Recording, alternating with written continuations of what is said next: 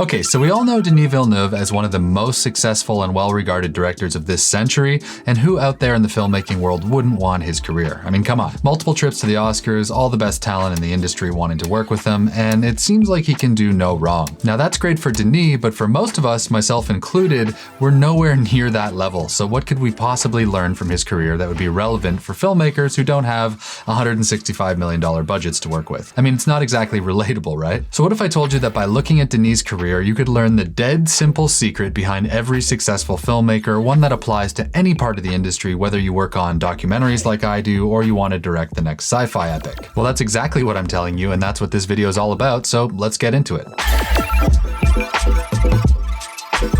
Okay, so before we get into Denis and his insane accomplishments, let's just take a second and compare his career to the story of a random struggling filmmaker I was reading about on Reddit recently. This filmmaker is getting a little bit older and he hasn't enjoyed nearly the same level of success. This filmmaker spent their early career, like a lot of us might, shooting no-budget shorts and music videos and then whatever else they could find on the side. The options for this filmmaker are sort of limited because they don't live in LA or New York or any of the big filmmaking centers of the world for that matter, and so breaking into Hollywood seemed even more difficult. But they kept plugging away all through their 30s and they managed to get some arts grants and make a couple of indie films, and for a second they thought like they'd made it. But even though they put everything they had into those projects, the final results weren't exactly like the visions in their head, and they didn't really have much of an international impact. Maybe they picked up a couple of prizes at secondary film festivals, which is cool, but the films didn't really attract much attention outside the indie scene. Now by this point our filmmaker is in their early 40s with young kids, and it seems like this is about as good as it's gonna get for them.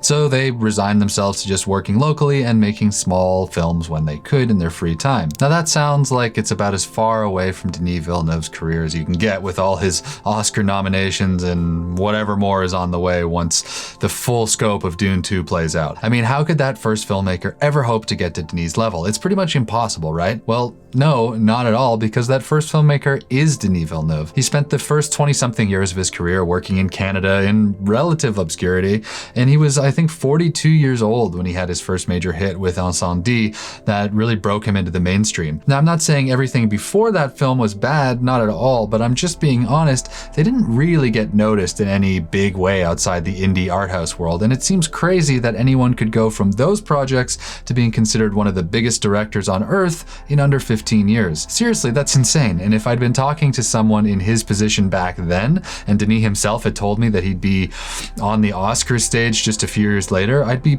politely embarrassed for them, I think is the best way to put it. And when we take a minute to unpack exactly how Denis did it, there's really only just one core idea that's, in my opinion, responsible for everything. But the idea is so simple that I'm actually gonna hold back for a minute still, because I don't want people to just watch and say, yeah, that's too obvious, and then ignore the real power of it and then go back to doing whatever they were doing or looking for the next easy hack or fast way to the top. So just humor me here, and first let's take a look at a couple of the fundamental rules Denis has followed throughout his career, because I want to set this up the right way.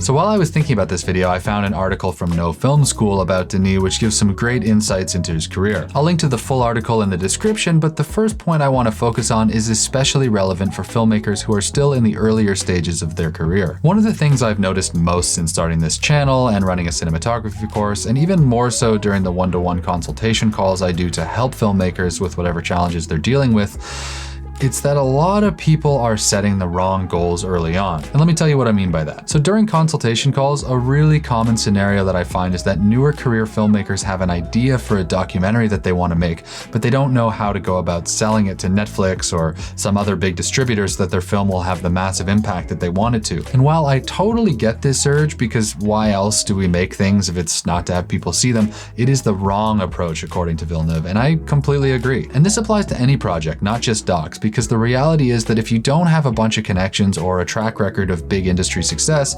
more than likely your film will not have a big impact, and you're probably not gonna make any money either. Maybe that sounds harsh, but hold on for a second and let me explain, because that doesn't mean it's not still worth it. A lot of times I think people have this really nebulous idea of what being a filmmaker is all about, especially early on. When you get to Denis' level now anyways, you can sort of pick whatever project you want and know that a studio will likely back you for massive distribution, but the number of people working like that is extremely small, and I'd argue that they only get to keep doing this as long as they churn out hit after hit.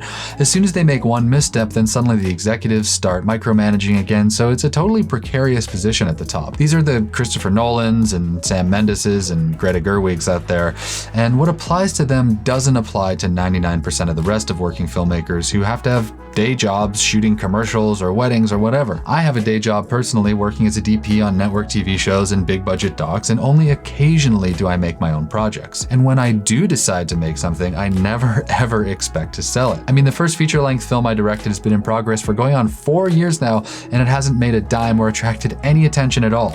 There are no huge networks lined up to buy it, and I knew that going in. So why still do it? Well, because if it does get into some decent festivals, it will be noticed by other filmmakers and producers in the industry who are hopefully gonna like it, and that's gonna increase my reputation to the point where now a production company or a network might actually be willing to give me a decent budget for the next film. Most people are not gonna take chances on someone with no track record, and no matter how excited you are for your ideas, it's only by proving that you can do the work that you're gonna get anywhere.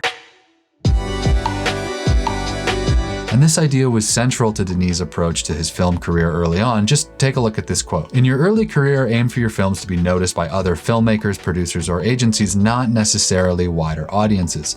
Make personal stories that showcase your craft. They might not be blockbusters, but showing what you can do with the tools you have on hand can prepare these places to give you larger budgets that allow you to work on bigger stages." And when we think about how his career unfolded, this totally makes sense. I mean, in 2008, he made a movie called Next Floor, which I don't think most people probably have ever seen. I mean, I'd never heard of it before I started Googling him for this video anyways. He was still working in Canada, and he made the movie probably knowing it would have limited international impact. Yet he still worked hard. He made the best movie he could, and it premiered at the Toronto International Film Festival, where it got a jury citation award. Now, that's amazing, but it still didn't get him any huge payday or giant distribution deals. It was just a well-regarded Canadian indie movie. But that opened up more budget for his next film, Polytechnique, which was fantastic and won more prizes, but it also didn't have mainstream success. Then he made Incendie, which got him nominated for an Oscar, and from there he went on to make Prisoners with Jake Gyllenhaal, then Sicario, then Arrival, and then we get to modern Denis, who makes Blade Runner and Dune. From First Floor, a movie most people outside the industry have never heard of, to Dune in 15 years is wild, and he did it because he aimed to make a film his peers would like instead of focusing on having massive distribution. The distribution came after, and when you're starting out, you need to keep this in mind. You'll need to find a day job because we almost all need them, and that could be anything from shooting branded content or real estate videos to working at an accounting firm and making films on the side. But find any way to support yourself that makes sense and make the films that you want to make in the way you want to make them, and slowly raise your profile by earning the respect of your peers. Looking for widespread distribution first is like putting the chicken before the egg, so please just stop because it's 99% not gonna happen. The next principle we can take away from Denis' career is something I've been preaching on this channel since it started more than 2 years ago, but I just can't repeat it enough. And now that I have Denis Villeneuve on my side, I think I'm justified in saying it again. In that same article, Denis says, "Filmmaking is a humbling experience. People who aren't willing to help or learn lessons will be left by the wayside." And before I finish the quote, let me just say from personal experience, this is very true. I had more than a decade of international experience working as a DP on some pretty high-profile productions by the time I directed and shot my first feature, and I naively thought that I had all the skills I needed to pull it off without too much trouble. And like I said, it's now been almost 4 years and the craziest black hole of time and money I've ever been involved in. From losing all our distribution interest overnight when the strikes and then the market slump stopped most nonfiction content buying, all the way to losing full nights of sleep, many nights of sleep, even now after realizing that we're missing something we need for the story, I've been humbled again and again and again throughout this process. So why would I, or any sane person, keep smashing my head against a wall and keep going. Well, Denis finishes that quote by saying, find a tribe that helps each other and understands movies. In other words, you need a community or a network or a tribe or whatever you want to call it. You can't just go it alone and expect to make good work, or you're going to go insane. When I was starting out as a photographer and I couldn't get a paid assignment for the first 2 years of my career,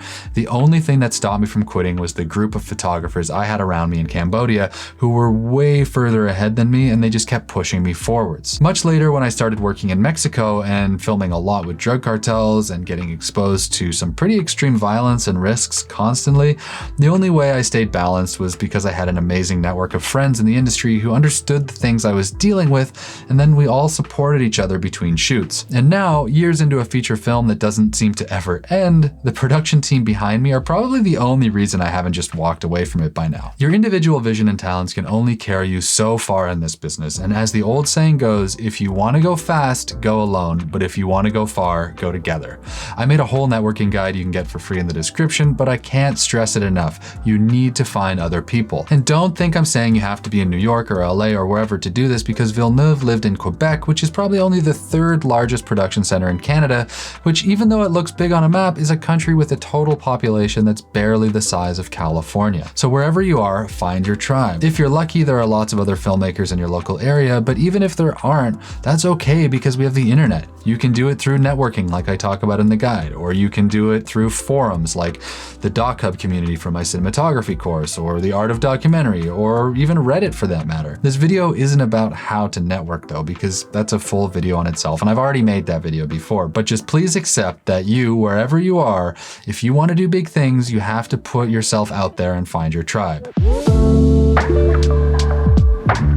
So what's the overall lesson here, and what can we learn from Denis' career about what holds most filmmakers back? Well, it's really simple, but it's so easy to ignore because his current successes overshadow the long path he had to walk to get to where he is now. I mean, just look at this Instagram post from IndieWire with the caption that says, "Few filmmakers of the 21st century have risen to prominence and prestige with the forcefulness of Denis Villeneuve, whose seemingly unstoppable career has been bolstered by a steady stream of critical respect and commercial success." I mean, come on, do you really think Denis felt unstoppable when he was in his 40s with 2 kids making films that were rarely seen out of some international film festivals? I sort of doubt it. It's only looking back that we can see the string of successes, because the reality is that he was relatively unknown for much longer than he's been unstoppable. And that leads us to the infuriatingly simple secret that's made him into one of the most successful filmmakers of the 21st century. He just kept making films. Even when they had no impact, even when there were no accolades or red carpets, he kept going. Because the only way to guarantee that you don't succeed is to quit, and that's exactly what most people do when things get really challenging. They'll say things like, "This is impossible," or "It was easy for so-and-so because of,"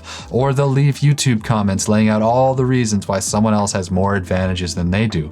Anything to avoid the reality that the filmmakers who succeed are the filmmakers who stay in the game and keep making things. Go look at Villeneuve's IMDb, which lists projects all the way back to the early 90s before his first breakout hit with Incendie in 2010, and I'm willing to bet there's a lot more projects he poured himself into that aren't even listed there. Yes, he's smart and creative and he has talent, but more than anything else, he worked at his goal for a very, very long time, and despite all indications from the world that it wasn't leading to big rewards, he just kept doing it. And if you want to go far, whether that's making docs like I do, or shooting commercials, or even directing the next mainstream blockbuster, you will absolutely need to do the same thing. Because the only way to guarantee failure is to stop, and the only way to give yourself a shot at succeeding is to keep going.